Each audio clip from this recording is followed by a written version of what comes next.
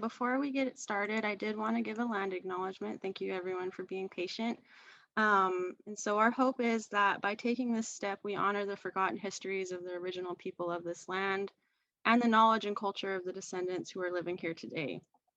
And so we acknowledge that we are on Kalapuya Ilihi, the homelands of the Kalapuya people in the Willamette Valley. Their descendants still live here, and we are honored to share the land and take part in safekeeping its resources for future generations.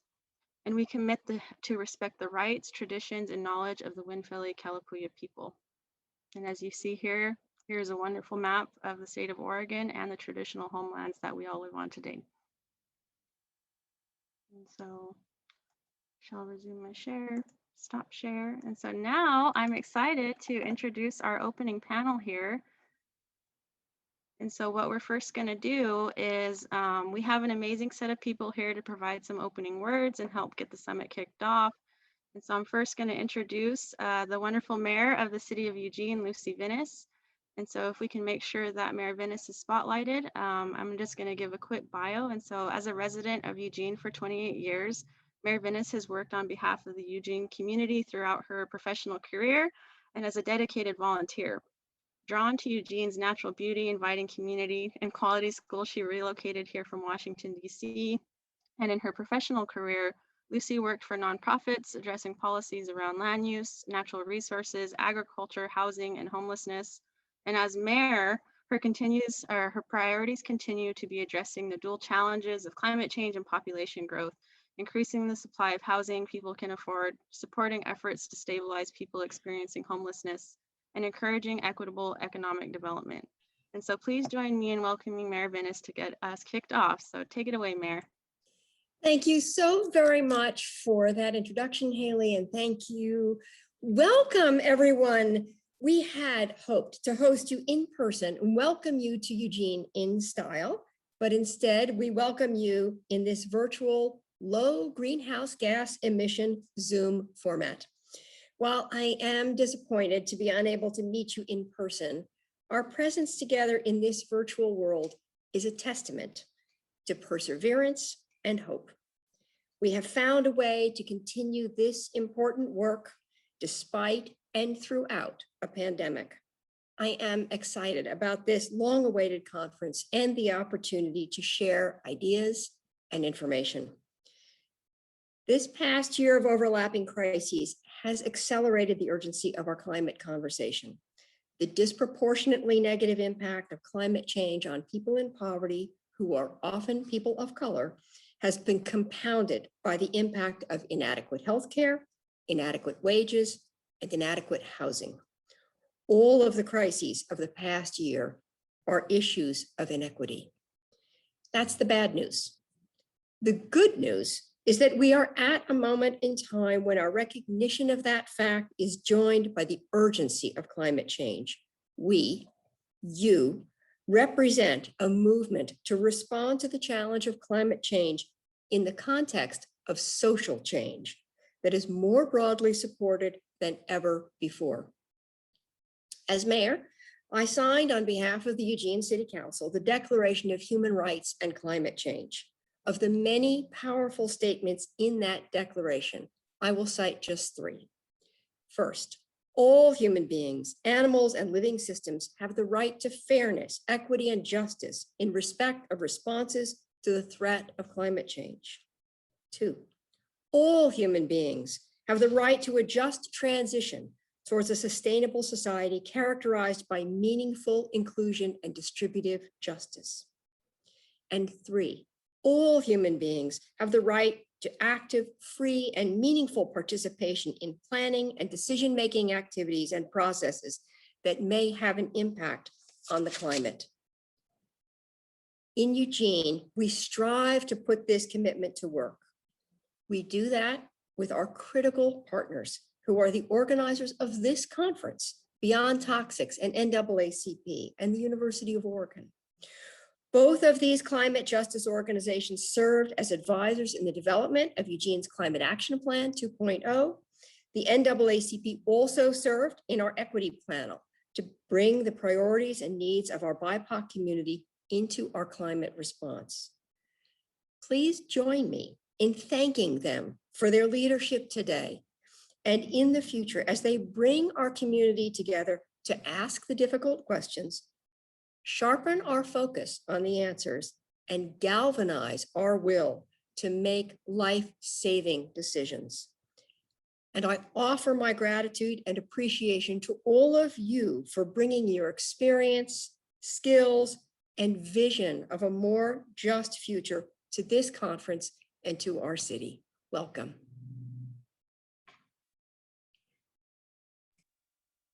Well, thank you so much, Mayor Venice. That was amazing. And so now I'm excited to introduce 3 more awesome people to provide some opening words and help us get us kicked off. And so we will first hear from Fabio Andrade, the Human Rights and Equity Analyst at the City of Eugene. And Fabio is going to give us a historical perspective and case study of injustice and inequity where we're here at locally. We will then be joined by Lisa Arkin, our Executive Director here at Beyond Toxics. Prior to her work with Beyond Toxics, Lisa spent 13 years as an educator and an associate professor at both Stanford University and the University of Oregon. And then finally, we will hear from Eric Richardson, our Executive Director at the National Association for the Advancement of Colored People Eugene-Springfield Unit number 1119. And prior to serving as Executive Director, Eric served as the Eugene-Springfield President for 6 years. And so now I'm going to pass it on to Fabio, and let me bring your slides up. Can everybody see that okay? Perfect. So Fabio, go ahead and take it away. Thanks, Haley, and thanks everyone for being here, Beyond Talks and NAACP for the invitation. I'm going to present some slides that are part of a training we offer for City of Eugene staff. This training is called Belonging. It is a series of 4 modules taking 12 hours. And in this training, we understand that for staff to be able to support the creation of a sense of belonging for everyone, we need to first give staff an understanding of what happened in this land before we got here. So we'll be talking about history. And first, we start with some understanding of how government has impacted the configuration we have in place today. Understand the responsibilities of government can help us also push government towards fixing some of the problems government helped create. So in this next slide, we will see how government has changed over time, starting with explicit discrimination when government had laws in place that would say who would and who would not belong. Government was allowed to discriminate based on race and ethnicity and so on.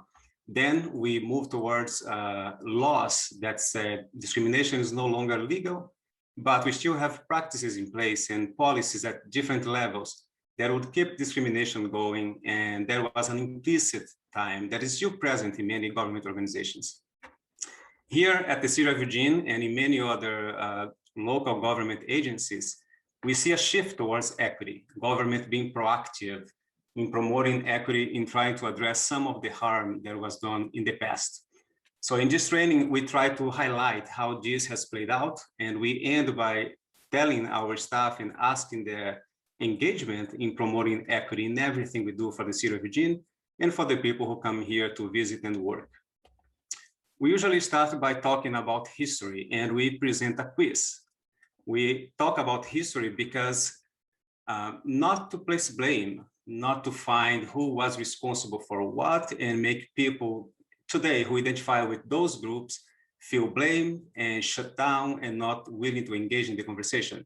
But we talk about history so we can learn the lessons. We can bring something that is valuable from the past to this present moment, and we can use that information to build a better future. And we start this conversation by asking everyone in our trainings to answer a quiz. It's a quiz about the early history of Oregon.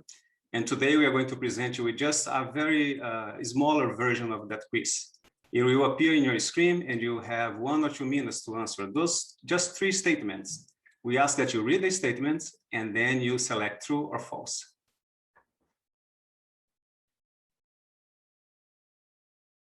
And I believe you all can see the statements now. So please read through them and select true or false. No one is going to be graded on this, and it's anonymous.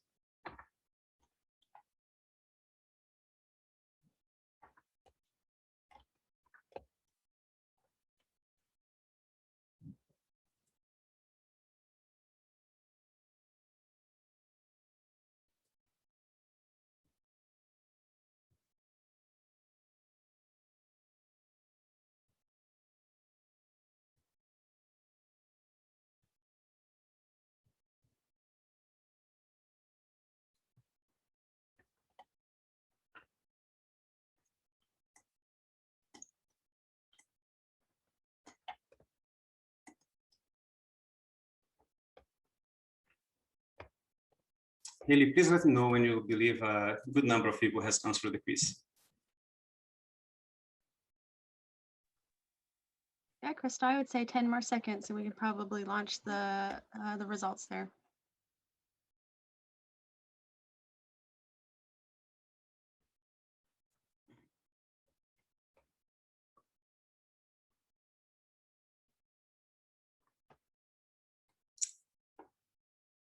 And these results are just what we expected. Every time we present a quiz like this, it is common for people to pick some questions as false and some questions as true. Before commenting on the content of the statements we have in the quiz, we ask staff to talk about the experience of answering a quiz on the history of the place where they live and work. And that's because most people have not had the chance to learn much about history. So when they are presented with that experience, for some people, it's really enlightening. Sometimes to know how little they knew about the place, sometimes to be conflicted by the information that is presented. And it helps us have a broader understanding of our place and our traditions. So here we had just 3 statements, and all of them are true statements. And as I said, the answers are predictable when most people know what happened to the Native Americans. So the devastation by disease, being killed for people who try to take ownership of the lands, or being forced to move into reservations. So when people are presented with a question such as statement 2, in which we see that very positive language towards the Native Americans, in the early laws of the Oregon Territory, most people tend to say, this is not possible, and they select that as false. In fact, there was a true statement. That law was in place. And it is an example that doesn't matter which period in history we look at, there will be different opinions. And we want to highlight that in our conversations with staff. It is very sad that that kind of law wasn't the dominant understanding. And the native people were still forced to move away from the lands, mostly for federal government pressures and some other interests here.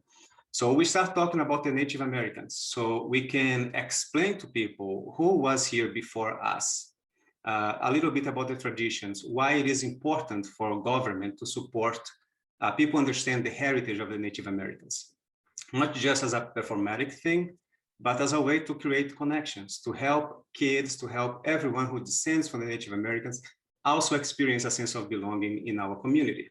And we have some initiatives, still not enough, but our local government and other agencies have been pushing more towards memorializing the heritage of the Native Americans.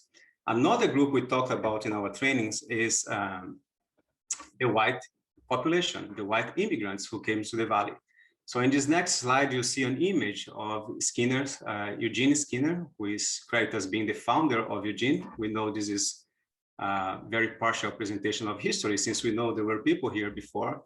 But we know a lot about the population that identifies with Eugene Skinner. We know a lot about the traditions, the names that were left in place, how cities were organized, because that's the group that became the dominant group. We had Native Americans as a dominant group before. The white immigrants and the white migrants became the new dominant group, and they changed the landscape a lot. So in this next slide, you can see a picture of Eugene that has been promoted a lot. You can find this one in books, in postcards. Sometimes you'll find it decorating buildings. And for example, at our own city buildings, we had copies of this picture. And sometimes we look at these pictures and we think about the progress that happened and how the landscape changed. And we are taught sometimes to celebrate that progress. And of course, whoever is the dominant group in whatever region we look at, that group will try to talk more when you look into history and education. We'll talk more about the things that show them as heroes, and we'll try to hide some things that are negatives. So in this picture, there is something that we can't see very well because it's blurred. Sometimes intentionally, sometimes just because of age or the time when the picture was taken. But if we treat the picture, you can see something else here. Haley, can you advance, please? So we can see that despite all that progress and being open to so many people moving in and help develop the city, the community was very closed in terms of acceptance of people who didn't look like them. So you can see that at the top of Skinner's butte, we had the KKK letters and the cross. And there was a sign that only a certain type of people were welcome here. And when you look in the history of Oregon, and you saw that in the quiz, just one example, legislators here passed many laws trying to keep people out. And therefore, when we think about the pioneer, the people who were brave enough to survive here, we usually think of a white person, and that is not true. In the extended version of the quiz, we include some examples of people who were brave enough to come to Oregon in a time when the presence here wasn't allowed, and they managed to succeed despite all the barriers that were put in place. So now you can see in the slides 2 examples of those pioneers from Eugene. You see a picture of Wiley Griffin, who was a conductor of a trolley here and worked at the University of Oregon. And you can now see a picture of the Mims family, or a memorial for the Mims family. Haley, can you advance, please? So those examples are mentioned here because it is important for people living in our community to see that when we talk about pioneers, when we talk about people who were brave enough to survive the elements and to establish themselves in a new space, even though an invaded space, it was not just everyone being from the same group. There was diversity. And highlighting these stories help people from all groups and all backgrounds develop a sense of connection to the land and find themselves represented in the people who were here. And it helps us broaden the idea of what a pioneer is. Lisa will talk a little bit more about what happens to the Black families, such as the Mims families, because they were not welcome in Oregon. And they had to live outside of city limits, sometimes in very undesirable locations. The Mims family was one of such families. By 1946, they were still not allowed to live within Eugene city limits, and they had to live in a community across the bridge on the other side of the river, and that community was removed. And when they were removed, they had to find other place to live. Most people end up living 5 miles west of city limits, around West 11, for those who are not from Eugene. And when they moved there, several things were done to make their presence in that space more difficult. The Mims family is probably the only documented family that we know that was able to move within city limits. And we'll hear a little bit more about them and other families later on. And this picture is from a memorial at the headquarters of the NAACP. So besides talking about some of the main groups in our past, we focus on showing people how government supported the creation of a community that was segregated. There was placing barriers to some people and privilege and advantage to others. So we highlight that through a history of housing discrimination. And we are going to present some of those slides very quickly here, just to give an idea of how government either explicitly or implicitly has created discrimination. Therefore, if government supported discrimination and supported exposing people to different harms, environmental harms, for example, it is also our responsibility to fix it. So this presentation starts in 1917, because until then, government was allowed to segregate people based on race. The Supreme Court said it's no longer okay, it's not constitutional. But they did not say individual people, organizations cannot discriminate. So we saw the start of a new era of discrimination that was added to property deeds. And that was in place and enforced by government for 3 decades. Then in 1948, we had a second Supreme Court decision that said government cannot enforce those covenants because that's the same as discriminating based on race. But they did not say people cannot continue using it. So although it was illegal, the practice was in place for 20 more years. And it was very common throughout the country. Here is one example from Eugene. So if you live in this region and you have a house that was built before 1968, it's very likely that you have something like this, including the documentation for your house.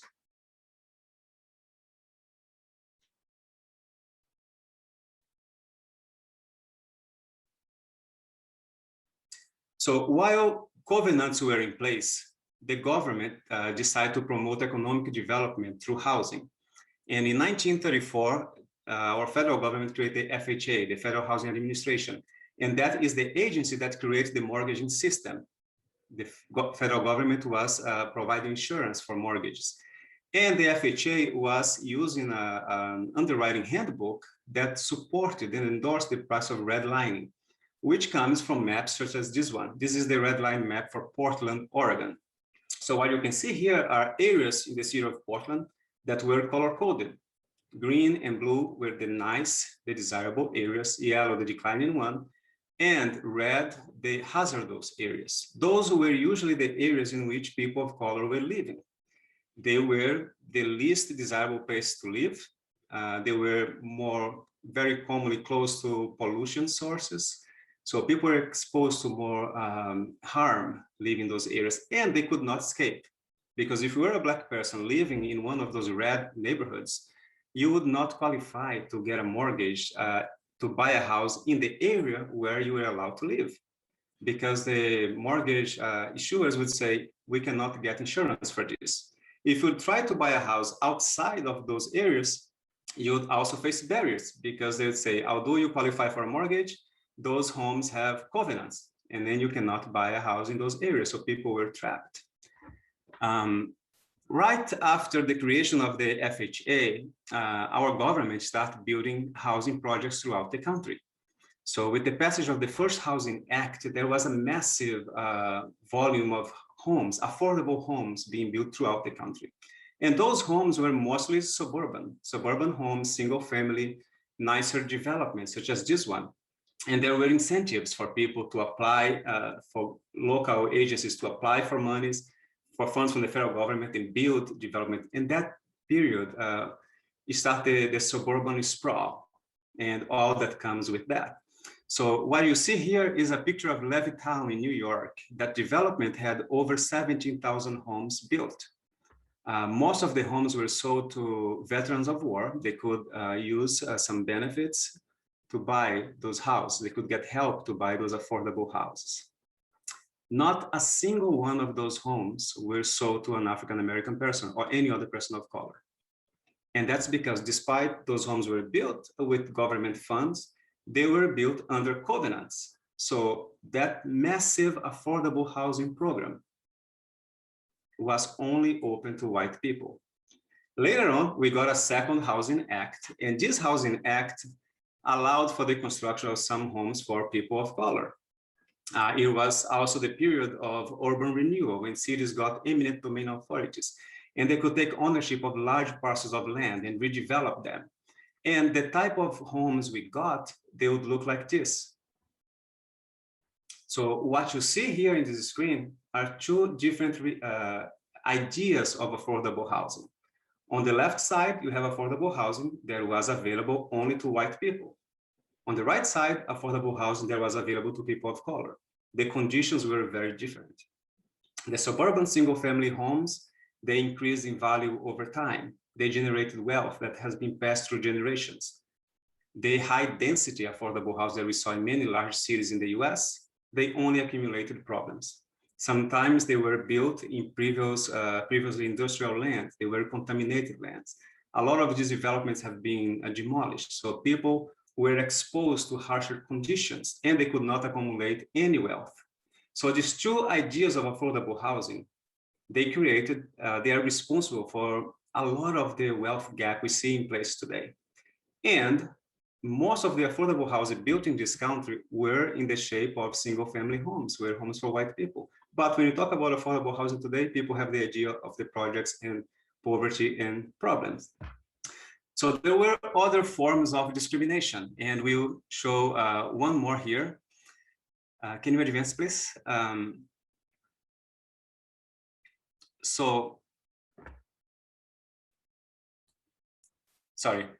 We had several other forms of housing discrimination. In our training, we talk about how once discrimination became illegal with the passage of the Fair Housing Act in 1968, cities and communities start using different tools to keep the segregation in place, such as using land use ordinances. to keep the suburban developments out of reach for people of color. And then we also talk about the type of house discrimination that we saw with blockbusting, white flight, and housing discrimination that is still present today. We could overlay different timelines in this slide, and we are going to overlay just 3 of them here: housing, education, and employment. In our training, we go a little bit more in details, explaining what happens in this period that gave people a very different experience in life. And I see someone mentioning the book, The Color of Law, and yes, a lot of the information presented here comes from that book, and it is full of examples of everything that I'm presenting here super fast. So the reason we present all these timelines is because we want our staff to understand that it doesn't matter which system you look at, you'll find very different experiences depending on your skin color and ethnicity. So when we discuss all of them, we show people an illustration of what we describe as systemic and structural racism. And the reason we do this through government policies and practices is to help people understand what systemic and structural racism is, while preventing them from going to that space in which they feel blamed for what happened. So instead of talking about racism at the personal level, we talk about racism through government actions. When we present all of this, we end by saying some people do not agree that racism exists, that people are placed under different conditions based on their skin color. But we tell them, and that is true, because, and they say, it is true because I was poor, I'm white, I was born poor, and I have to work hard to succeed. And we tell our staff, yes, that is a true experience for many people. But if you look into our history and you select any time in our history, especially the ones presented here, and you select 2 people being born poor under the same conditions, they both would have to work really hard to succeed. But only one of them would have to face all the barriers we presented here. And that was a very brief overview of what we cover in a 3-hour-long training. And with that, I will pass it on to Lisa.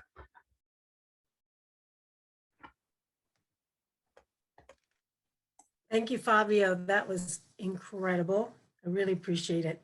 And I'm going to continue right where Fabio left off, adding a short, not overly deep introduction to how racism and this exclusionary practices really affected the ways that Eugene developed into the city it is today. And, you know, this topic deserves a whole lot of intentional discussion, and normally Beyond Toxics would take people out on what we call our environmental justice bus tour to West Eugene. And we'd visit some of the sites that Fabio mentioned and the ones I'll discuss today. And then we gather at the MIMS house with our partners NAACP, and we have an in-depth discussion about all the things people learned and what we want to do to solve these problems and create a just society. But we'll do that again after COVID is over and done. But my goal today is to hopefully invite you into a better understanding of the way racial discrimination affects so many interrelated outcomes. In this short presentation, I want you to come with me to gain insight into the way racial bias and exclusionary practices directly affect why, in this case, Black families in Oregon are overrepresented in poor health outcomes, have intentionally been denied what most of us take for granted in terms of economic and educational opportunities, and our ability to find paths to build family wealth and economic stability. So I'm hoping that as we go through this history today of the early Black families in Eugene and their experience, that it'll solidify your understanding of how opportunities are not equally distributed for families of color, and yet their faith, their resilience, and their fortitude has made them just incredibly strong members of our community and making up how Eugene is a strong community. So please advance a slide, and following me will be Eric Richardson, and he will again expound from his experience. So Fabio mentioned that the Black families in Eugene in the 40s had to live to the north outside the city limits. And this map just shows what the situation was. So in the 40s, on the left-hand side, you'll see an oval in yellow showing the area that the Black families lived. It was called the Ferry Street Village. And we didn't have redlining quite in the same way that Fabio showed on that map of the Portland districts, but we did have redlining in actuality, even if there wasn't an actual red line, because these families could not live inside the city limits, and the border of the city at the time was at the southern bank of the Willamette River, and these families lived to the northern bank, and it was swampy. The river often overflowed. It was muddy. And you can see on the right, a current aerial photograph. It's still swampy and muddy today. It's now Alton Baker Park with all the water features that are there because of the conditions of the wetlands. So if you can imagine having to live there, go ahead, you can go to the next photo. And this is a photo in the historical archives of Lane County Historical Museum showing a scene from the Ferry Street Village there with the children. And you can see it was also included Black families and some lower income white families. So this Ferry Street Village was bulldozed in 1952 at the direction of the mayor at that time. And the mayor wanted to rebuild a new Ferry Street Bridge, the one we currently use today, and its northern end would be right where the folks were living. And you can go to the next slide, please. So the whole entire area was bulldozed, but it really was a community. And here's another picture from that time. It wasn't just houses, it was also a place where people could go to worship and bring families and raise children and pray together and have faith together and fortitude together. So, so much more could be said about this picture, but I just want to say that Maddie Reynolds, one of the founding families here, she's on the back row, far right. She was the first African-American to run for city council in 1966. And Annie Mims of the Mims family that Fabio was talking about is the front row to the left. So we have these amazing community leaders that we're trying to make alive here in Eugene. Go ahead and switch to the next slide. And so they were sent out, when it was bulldozed, they were sent out to live in what we now call West Eugene, along what we now call West 11th Avenue. And this was about 4 or 5 miles outside the Eugene city limits. So this photograph taken from that time shows you that nothing was going on out there. There were no other residences. There were no grocery stores. In fact, there was no running water. There was no sewage. There was no electricity. There was no garbage collection. You can even see there's a white spot kind of just to the north of the red circle, which is where the families were relocated. And that was a gypsum mine. I don't know what the air quality was from that mining right there.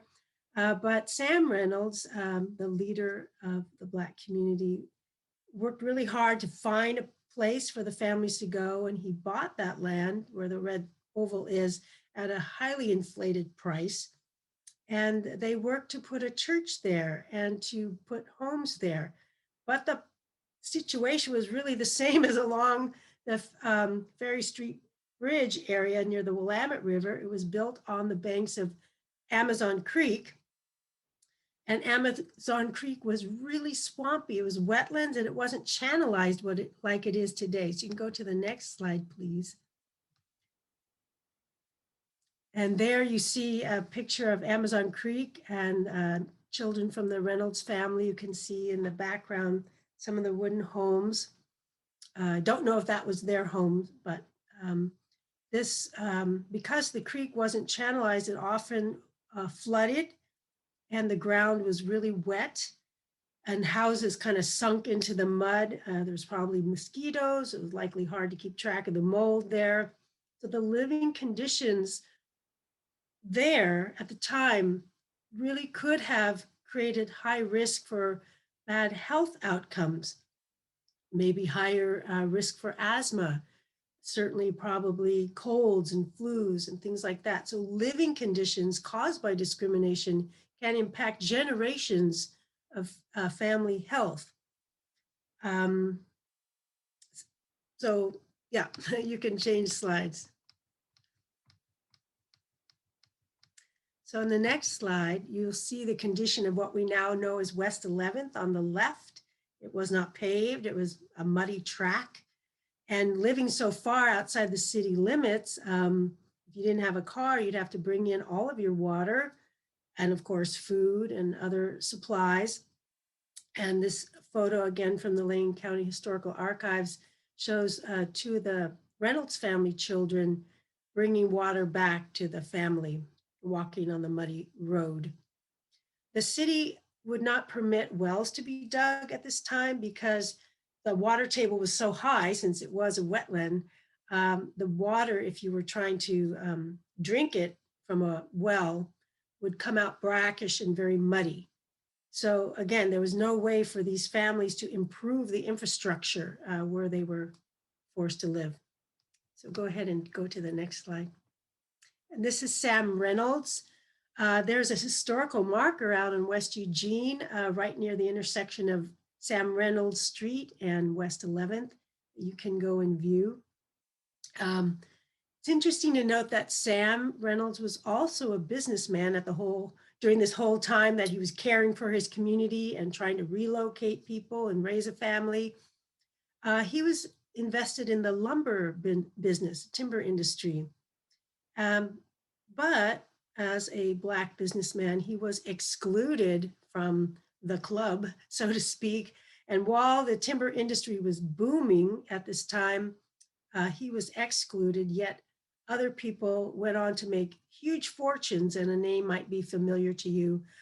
Aaron Jones of Seneca Jones Lumber Company went on to purchase thousands and thousands of acres of timberland and open multiple sawmills and create quite a family fortune, while at the same time, Sam Reynolds was trying to deal with supporting his community in a swampy wetland. So again, an example of how environmental racism can actually change the opportunities for people of color to make a business and create stability through an intergenerational wealth, which is what the Seneca Jones Company enjoys today.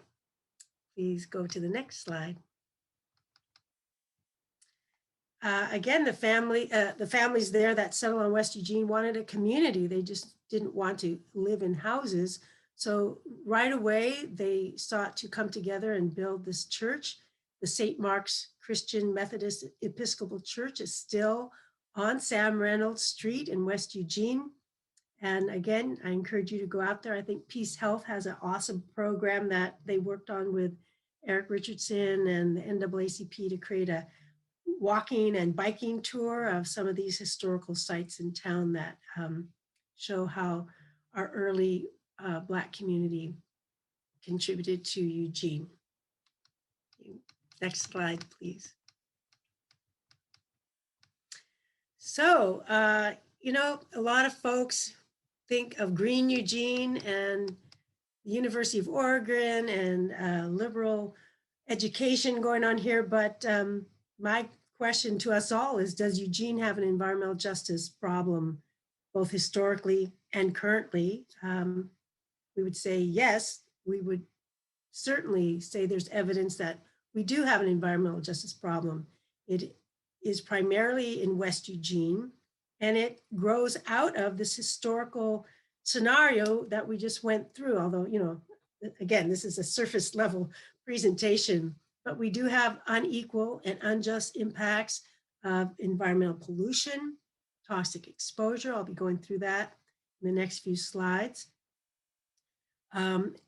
And the exclusion, the discrimination, and the lack of participation by not inviting the Black community has then had its subsequent unfolding impacts on housing, infrastructure, economic wealth and health, and even the ability to prepare for decision making.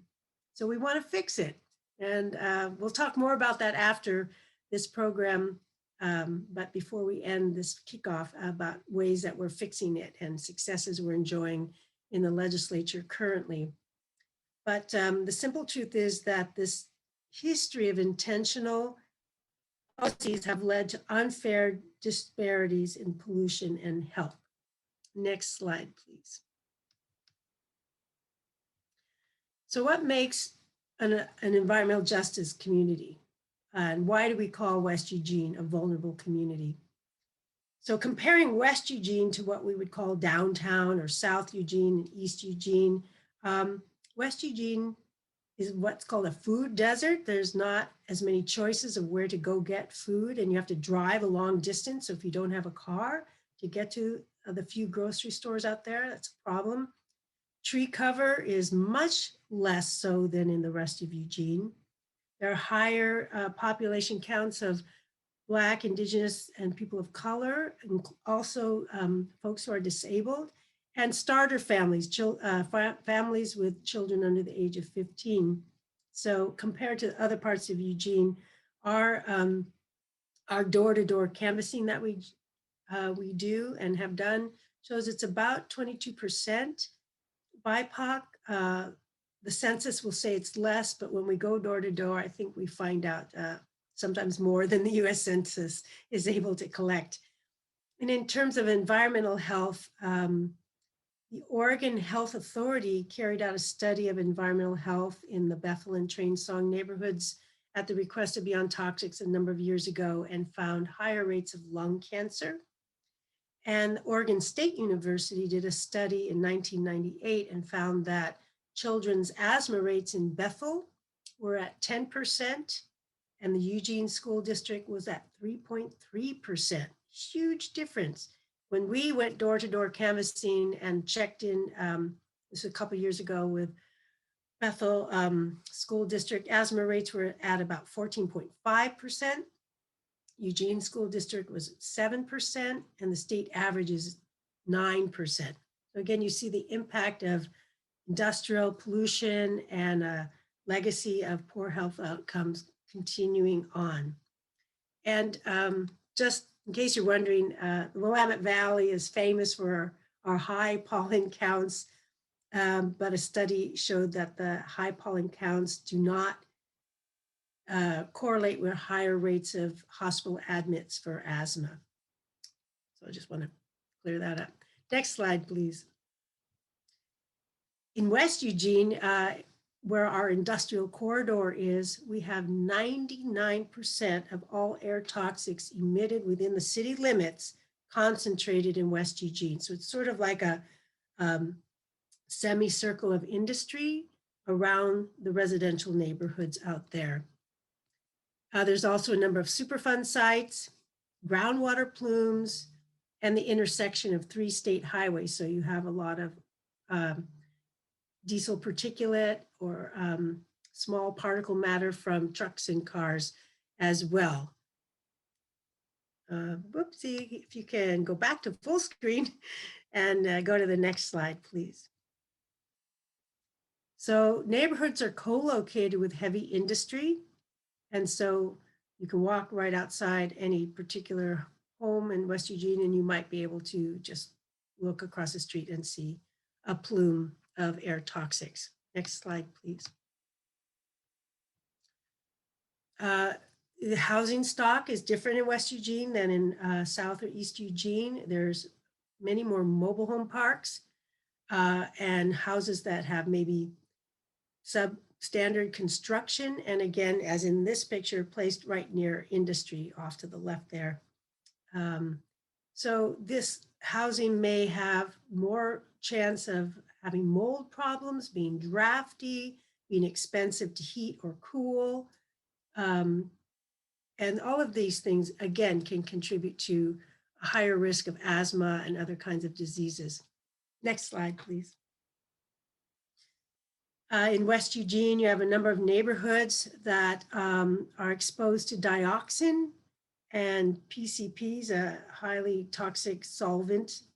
And the Department of Environmental Quality has recently, very recently, like in the past 2 years, done studies in the Bethel neighborhood, and they have found dioxin in the soil and PCPs in the groundwater underneath people's homes. So above ground and below ground, some of these families are being exposed to extremely dangerous and hazardous chemicals. This picture here is the J.H. Baxter creosote chemical factory in West Eugene. Next slide, please. Public parks. This is the Train Song Park, located right near the railroad tracks where they often park tanker cars. This is kind of a spur of the track, and sometimes these tanker cars are parked there for days and weeks on end. So one wouldn't think to see this at University Park, or I'm trying to think of Washington Park, other parks in South Eugene. You would just never expect to see something like that.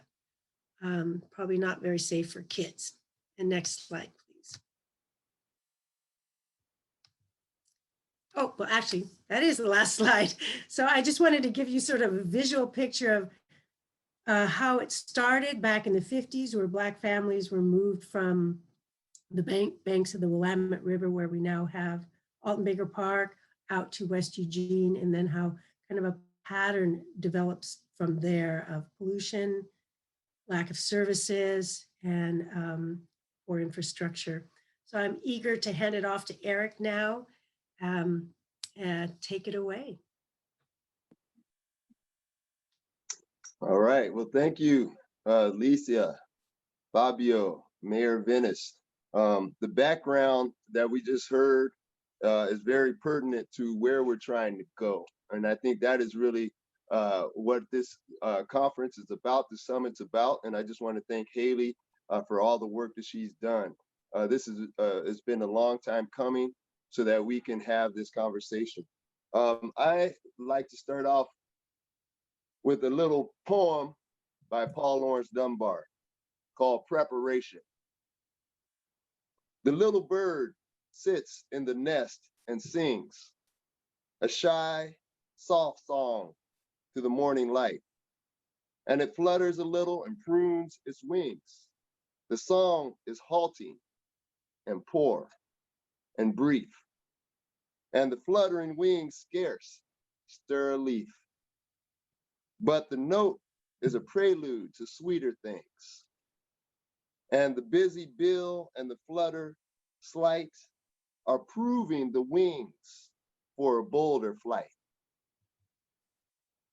We as a nation have been trying to lift ourselves to a better, higher state of being, one that aligns our spirit, our laws, and our intentions. Sometimes, and most times through our history, these things have not been aligned. They each in their own way have validity and have standing. But as you see, the results of our environment, the degradation of our environment after decades of ignoring our influence on that. And so this last hour, we've heard about how people have been treated, human beings. And this is a reflection of the decisions that are made that devalue our environment, including the people within our environment. And I think as we go forward, we have to reinvest in people, reinvest in the dedication and the intentionality it will take so that we can better care for people and our environment going forward. The NAACP has been around since 1909, and the issues that we talk about, although it began with the idea of violence and racial discrimination and white supremacy, all of these things and the rationale for their existence also support the degradation and the decision-making that has brought us ruin in many ways. We have great progress around our technology. We saw about the suburban planning efforts that are made. Yet, let us not forget how recent these improvements that we've had on one side are, and how much work we have to do to catch up for that 22% of the population out west Eugene, or the percentage in the Lane County who are living in a way that they can't really afford their housing. It's not, they're paying more than they should for housing. And this is all about our decisions in the past, and we need to acknowledge them and be resolute that we are going to have reparation for them, not for any one people, but for our nation. And that might be concentrating on a group of people, but it's for the benefit of our nation. One of the things I noticed in the conversation that I like to just clarify, the people themselves, the Black folks who lived in the village, as it was called, actually they called it, they knew it as cross the river. Where'd you live? You live across the river. It was really a physical boundary and separation, and something that unfortunately lives in the hearts of our people today. So this idea of distrust of government, this idea of civic engagement, we can create avenues for civic engagement, but we have to create the trust so that people will come in through those newly found pathways. And so there's work to be done around human to human.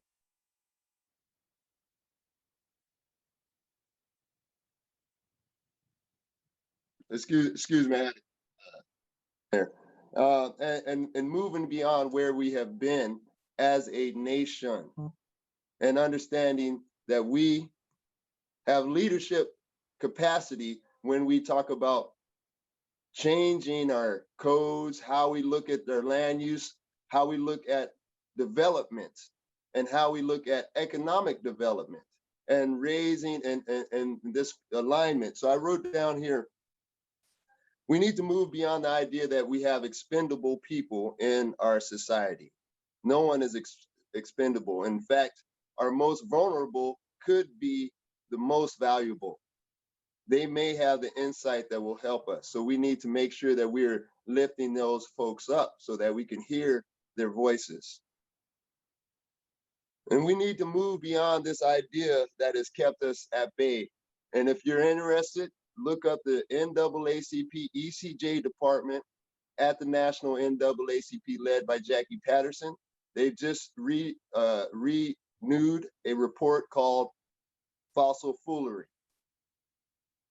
It's time that we embrace a change and a move towards green economy, green jobs, green thinking in our heart about each other. Because we want to believe that we can grow from where we are, where we've been in the past, and that we can create a beautiful community together. But it's going to take intentions. It's going to take being humble, not having our feelings hurt, but understanding we're trying to find solutions and answers to hard questions. And so I really am excited about hearing from leaders in this field and people who have done this work with their heart and have made successful inroads and progress and solutions that we all should take note of. And I also wanted to note 1948, about the same time of the destruction of the Cross the River Village, was also the very beginning of integration in the United States of America, believe it or not. Truman had to integrate the armed forces before our society was integrated. Eleanor Roosevelt pushed hard to make that happen. Our own Wayne Morse was a part of the discussions then to make that happen, yet we forget our history. We have been here before. We've had great leadership, and we can do it again, and we see our leadership here today. So let's make another effort to move us forward, understanding we're behind schedule because of the decisions in the past that really did not serve us well. They serve some well, but not all of us. And we want to lift all boats. So the alignment of resources, the alignment of the work of different sectors of government with the idea of having unified solutions across sectors. At the NAACP, we invite you to join us in this alignment. Our health committee, our housing committee, our environmental climate justice committee, our education committee, and our legal redress committee all touch on this issue.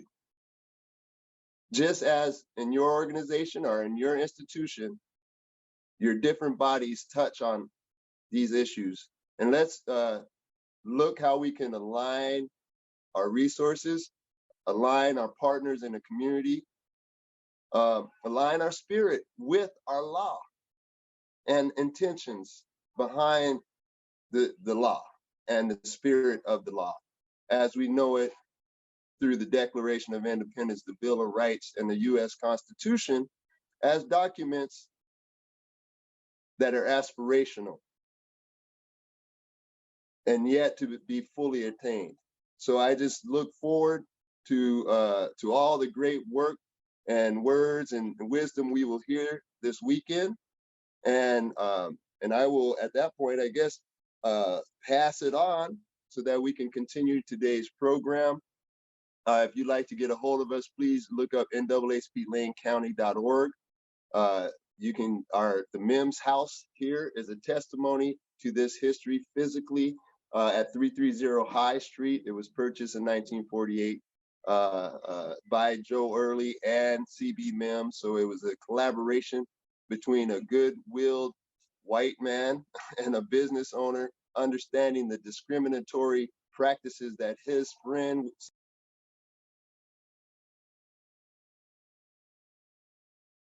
took initiative as an individual. We can't be too happy about that because he took heat as an individual as well. So let's understand that we are going to take some heat for doing the right things. We've seen that story repeated in history, but let's stay true to our spirit, to our vision, and to the mission to bring all people together and to serve those most in need in our community. Thank you.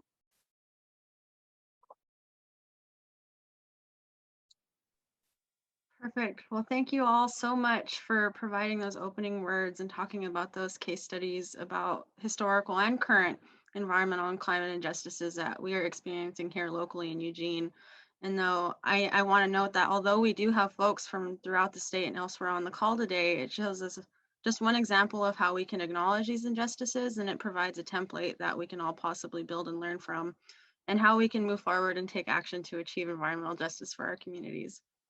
And so I know we've gotten a couple of questions in the Q&A, and so I think we have a little bit of time before we make our ending announcements here to close the panel.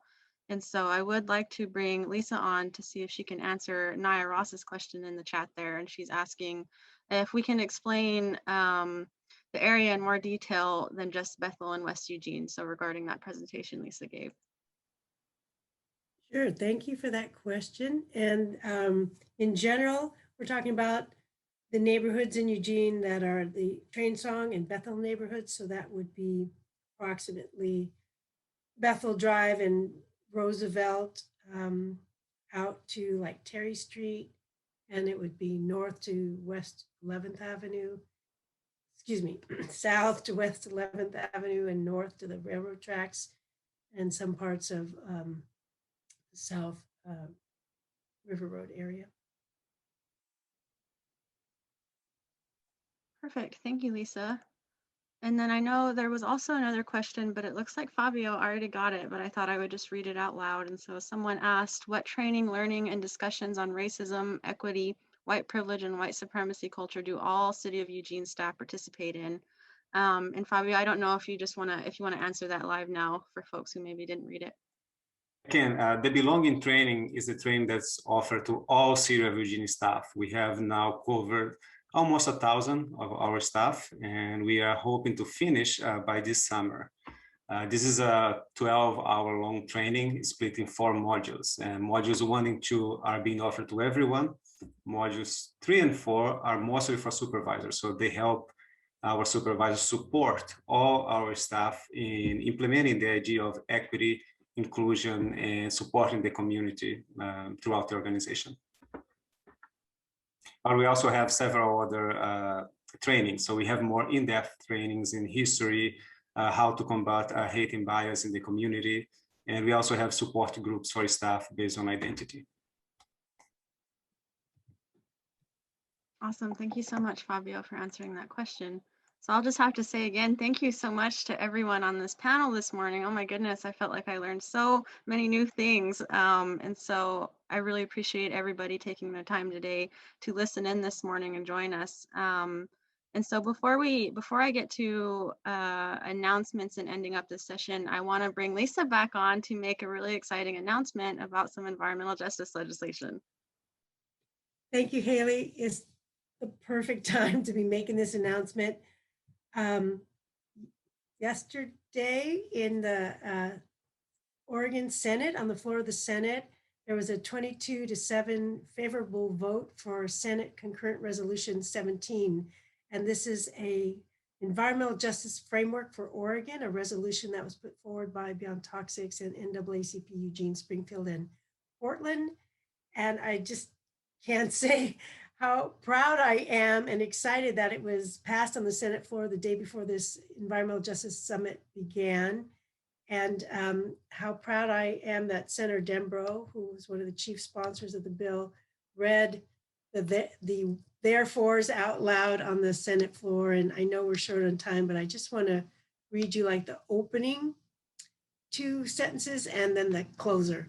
And so you can look this up on the Beyond Toxics website or on the legislation. And again, it's SCR 17. And it begins by saying, whereas environmental and climate solutions must address structural socioeconomic inequalities built by a history of economic and social inequality, whether intentional or unintentional, and whereas frontline communities are Black, Native American, Indigenous, and people of color communities, and immigrant and low-income communities that historically and presently experience the brunt of health, economic, and ecological impacts and have been made vulnerable to the consequences of climate change because of these factors.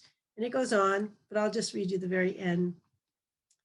Be it resolved that a regenerative economy in Oregon will be based on community health protection, respect for traditional ecological knowledge systems, and the full and fair participation of Black, Native American, Indigenous, and people of color communities, essential workers, the youth, low-income people, and those who are most vulnerable in rural and urban communities. So I want to give a huge shout out to our staff, our joint staff, who helped write this resolution from their beliefs and their personal experiences. And I hope it speeds right through the House and becomes part of the fabric of Oregon. Currently, as far as we can tell, it's the strongest language adopted by any legislature when it's finally adopted in the nation. Also, on Monday, we have House Bill 2488 that is up for the work session about land use and equity. So keep in tune and thank you, everyone. Good news today. Perfect. Thank you so much for that exciting news, Lisa. And Eric, I did see you unmute yourself. Did you want to add anything? No, I other than just to congratulate Lisa for her great leadership and in this effort. I think the NAACP as a standalone organization is best when we partner with our community to seek solutions that we all share. And so it's been a great pleasure to work with Beyond Toxics to kind of forge a relationship that is meaningful and has impact. And I think this is just one of those impacts. And so thank you, Lisa, for that leadership. And then also I just one more shout out to Strides for Social Justice. You can download the app to find more about the history and actually be able to physically see some of those places if you'd like to go visit Eugene. And so that's stridesforsocialjustice.org. Thank you. Perfect. Awesome. Well, thank you so much again for everyone joining us this morning. Before we close it out, I want to announce that we're going to be holding the University of Oregon's Climate Change and Indigenous Peoples Lecture this afternoon from 12 o'clock to 1:30. So if you registered, I hope you can rejoin us to hear that discussion. We're going to be featuring Sheila Watt-Cloutier, and she's an Indigenous researcher from the Arctic. And we're going to hear a little bit about her work to achieve environmental, climate, and health justice for her community. And then if you're looking for something to do this evening, I hope you can check out our webinar series that we've held from the past couple of months. And I'm going to copy and paste the link into the chat. And so I hope you all can take a look at that. We held some really great webinars and conversations throughout the last year, focused on topics such as tribal water justice, the right to a healthy workplace, the right to clean air, and so many more amazing topics and panels. And so I hope you can check that out. And you can also find more information about the schedule at ejpsummit.org. And so if you're just wanting to see what's going on today or tomorrow, you can check it out there and read a little bit more information about all of our speakers. And so with all that said, I believe that wraps up our morning session if there are no other questions. And so thank you all again. Hope to see you at 12 o'clock today. All right. Thank you, Thanks so Fabio and Mayor Venice.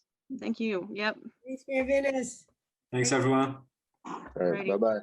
Bye-bye now.